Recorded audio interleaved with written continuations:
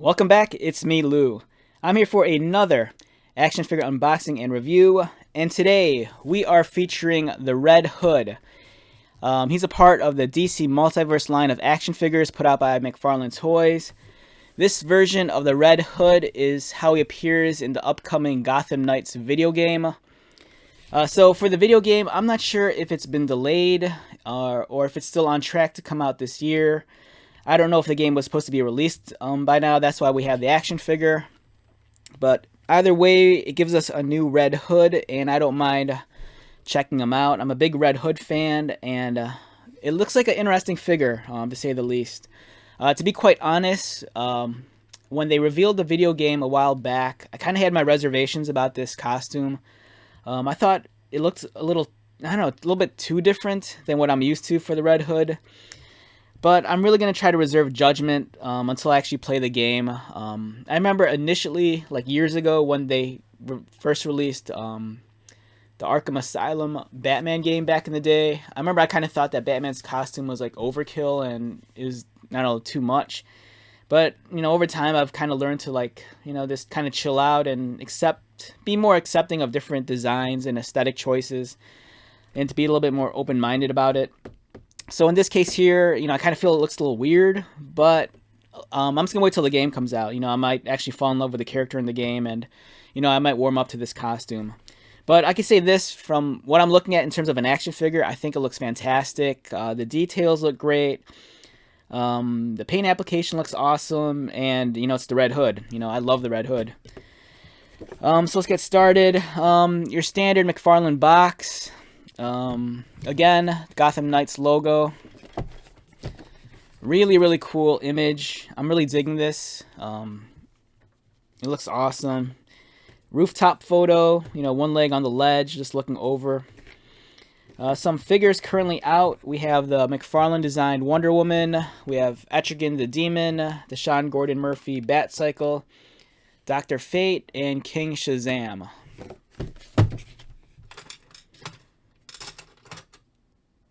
Alright, let's get this started.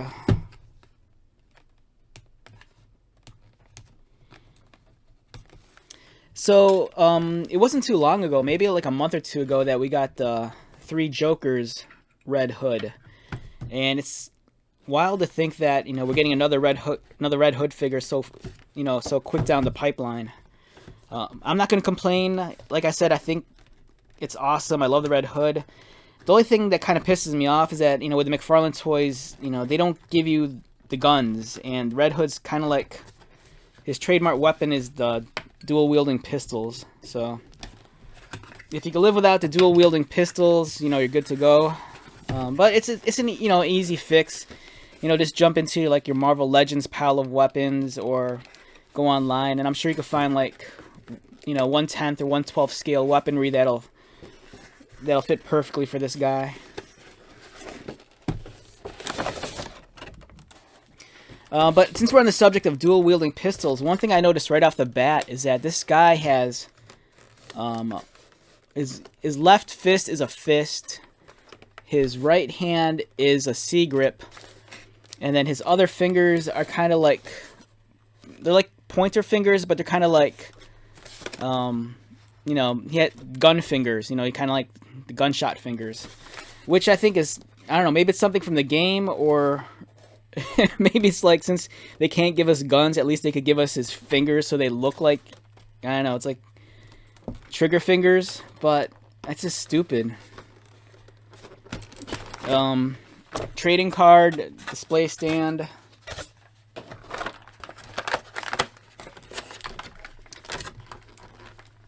So yeah, his fingers here, they're not true trigger fingers in the sense they can hold a weapon. It's just kind of more so like, you know, the actual like expression of having a gun in your hand. I don't know if this is now this is really off base, and it's very obscure, but there's a really old 80s movie called Real Men. It has John Ritter and Jim Belushi. And it's a crazy movie because Jim Belushi plays this like super spy. It's a comedy, and he kind of like employs John Ritter to be kind of like his sidekick. And John Ritter's kind of like the everyday Joe. You know, he has a family, lives in suburbia. And then, so Jim Belushi's on this spy mission. So he employs John Ritter to, like, you know, on this, like, cross-country trek. And they're, like, out to fight, like, you know, other super spies and whatnot. And they don't have any weapons or guns. Or at least John Ritter doesn't. So then Jim Belushi convinces John Ritter that as long as he has his fingers made out to look like a gun, he can actually shoot, like, fake imaginary bullets that will kill people. It's really silly. It's really stupid. If you get the chance to hunt it down, find it. It's called Real Men.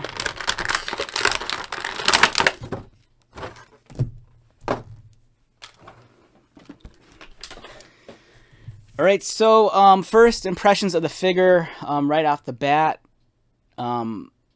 Very impressed. One of the crazy things that impressed me is as soon as I picked up the figure, so the drawstrings on his hoodie, it's crazy. They're actually like a small separate detail.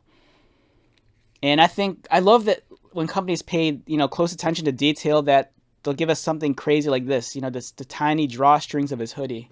It's not like it's sculpted onto the chest or whatever. It's actually like you know, like a tiny fake drawstring. It even has a little tiny end on it. So that's cool. His mask, one thing I noticed in the package is that it's of matte finish. It's not glossy. So Red Hood, his look is constantly evolving, especially with his helmet. You know, his helmet has gone from very like a bare minimum design to like very complex designs. This one looks more like a mask over like a balaclava. You know, it doesn't look like a hard cased helmet like, you know, some of the other versions of the Red Hood have given us. Another thing I noticed right off the bat is that there's some disconnect with the paint. Like if you look here, the upper part of the chest is a glossy finish, whereas his mid-torso, it's non-glossy, so there's some disconnect there. The sculpting's nice. You know, we have a nice leather texture for his chest armor and his torso armor. There's some sculpting here on the side. It's kind of like a broadly ribbed texture. He kind of employs that fatter like bat emblem. It's kind of more so reminiscent of like old school Batman or the Frank Miller kind of designed Batman emblem. His Under Armour, it's kind of like a dark gray. So the color scheme, in some ways, it's very Batman-like. So Batman has kind of like the gray Under Armour or body armor, and this guy has the gray armor. Batman has the black gauntlets. This guy has black gauntlets, but with red trim. Alright, so from my understanding with the Gotham Knights video game, if I remember the trailer correctly, I think Gotham Knights, it takes place in a world where Batman's like, he finally gets killed off. So it's up to the Batman family to fill that void. So in some ways, I'm kind of liking this costume in the sense that if you removed the leather pieces, he would almost look like Batman, you know, with the gray and the black.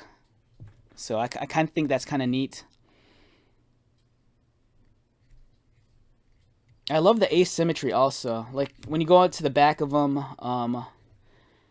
like I think this is an ammo clip. There's one, it's very asymmetrical. One's higher on his belt than the other one. That's kind of a cool thought.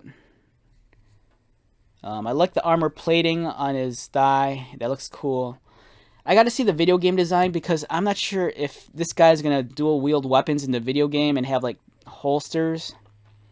Because like for example, the Peacemaker Suicide Squad figure, you know, they removed the holster from his side altogether. So I'm kind of wondering if that's the case here, like if he's supposed to have a holster, but they just didn't provide it since, you know, they can't give this guy guns. He has knee pads, nice folds and wrinkles on his pants. His boots have a couple of straps. Again, there's some disconnect in the paint here. The upper part of his boots is a much more glossier finish, whereas when you get to his lower part of the boot and the sole, it's more like a matte finish. they're just minor quibbles, but this, something I feel kind of need to point out. This looks very uncomfortable, having these harnesses like right over here. I can't imagine being a guy and having these harnesses, so close to your to your sack.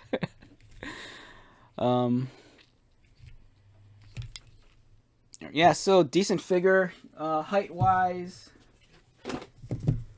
So height wise, this guy comes in at about falls a little bit above 7 inches. I was about to say 7 1/4, but yeah, this a little over 7 inches.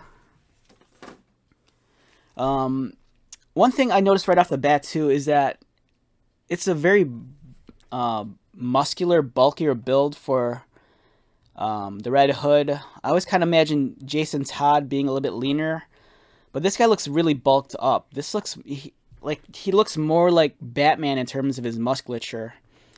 Whereas I always kind of imagine Jason Todd kind of having more of like a leaner, almost like gymnast physique. This guy looks more like, I don't know, like he kind of looks built like a pro wrestler because he has such a large upper frame. Broader shoulders, really thick chest. So this looks, when I look at this, it feels and looks like a much more older Jason Todd. So yeah, it looks great up close. Nice details. Profile view. The color scheme's growing on me. The value that they're using for the brown and the gray, they seem like they kind of fall within the same family.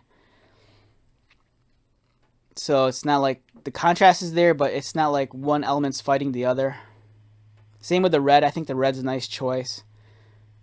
He looks. It's nice because his costume's predominantly like neutral with the gray, but adding this right shade of red adds a little bit of warmth to the character. And if you catch it in the right light too, the gray looks pretty nice. Articulation-wise, the Red Hood's head rotates. That goes without saying. His head looks down only about that much. You can look up about there.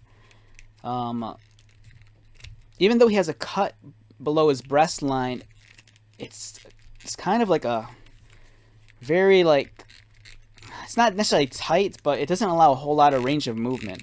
He doesn't want to crunch forward. He doesn't want to arch back. And he does rotate. It's really throwing me off that he doesn't have a belt along his waist. It feels kind of weird when I look at him. Like from a distance, it almost looks like he's wearing a one-piece bathing suit because the way it's framed up here and then with these straps here, it almost makes it look like he's wearing a one-piece, which looks kind of odd.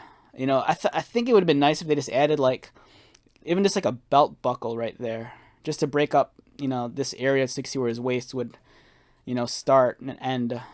But, that's just a costume aesthetic, choice. It doesn't really impair the figure one way or the other. His arms rotate. They go out. All right. Do they go out? All right. This one goes out.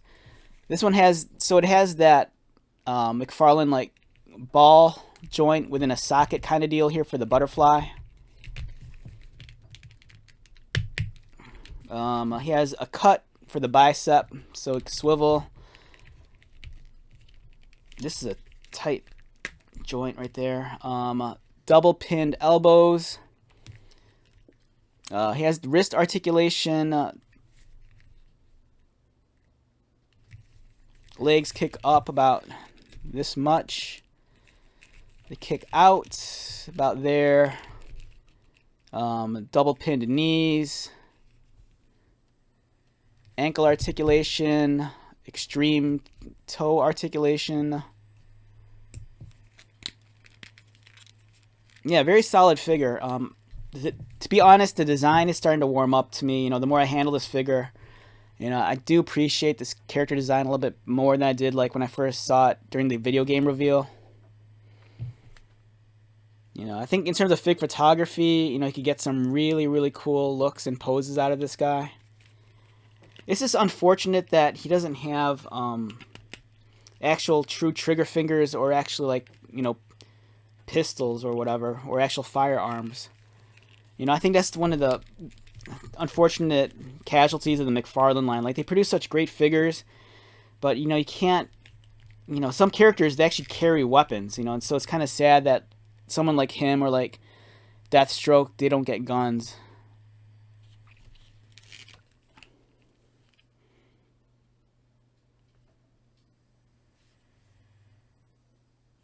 Yeah, I'm starting to like this figure a whole lot. I think it's pretty cool, to be honest. The more I look at it, it's such a unique take on the character. There's a part of me that kind of always feels like ignorance is kind of bliss, like in the sense that if you know, if you're not in tune with the video games or even understand why he looks like this, you know, if you just want a cool Red Hood figure, and just, you know, because I know there's some people that they're kind of very particular about how they arrange their collections. Like, you know, you want to organize all your Rebirth characters together. You want to organize all your, you know, metal figures together. You know, New 52 figures might go on its own shelf. Video game figures might go on another shelf. But if you're just kind of like ignorant to this specific design, you know, I think if you wanted to just use this as a Red Hood figure in general without labeling it as like a video game guy, I think you could do that easily. All right, so if I had to rate this guy on a scale of 1 to 10, I'm going to sound very generous here, but for me it's a 9. The costume, I've really warmed up to it, you know, while I'm handling it. You know, there's some design choices that I think that aesthetically they could have added, like, you know, maybe a belt buckle or an actual belt. You know, I'm missing Red Hood having holsters, but it looks like a really badass figure. The disconnect with the paint here, how it's a gloss finish versus a dull finish here, does bother me a little bit. But, you know, it doesn't take away from the fact that the figure it's well articulated, it has a decent range of motion, and it's just awesome that we're getting another Red Hood figure so fast. You know, it wasn't that long ago that we got the 3 Jokers one, so. Alright, so unfortunately I don't have the 3 Jokers Red Hood on me right now.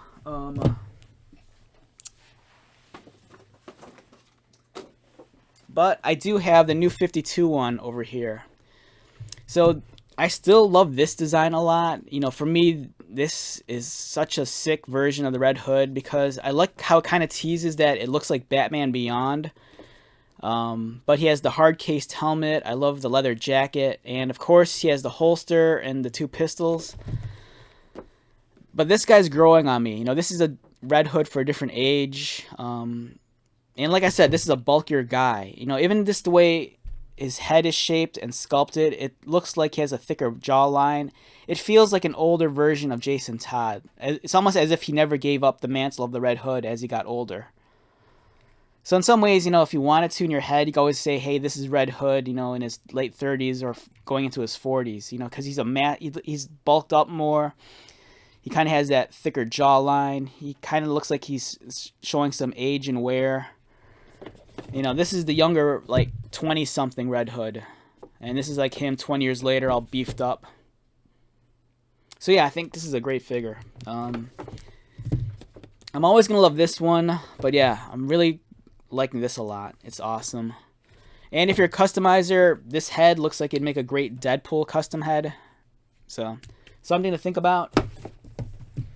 Alright, so let's wrap this video up. Once again, my name is Lou. If you are new to my channel, welcome. If you are a returning subscriber or viewer, thank you so much for continued likes, comments, and support. I greatly appreciate it. So, until the next video, be safe, take care of yourself, buy lots of toys, and most importantly, be happy. And I'll see you at the next one. Alright, later.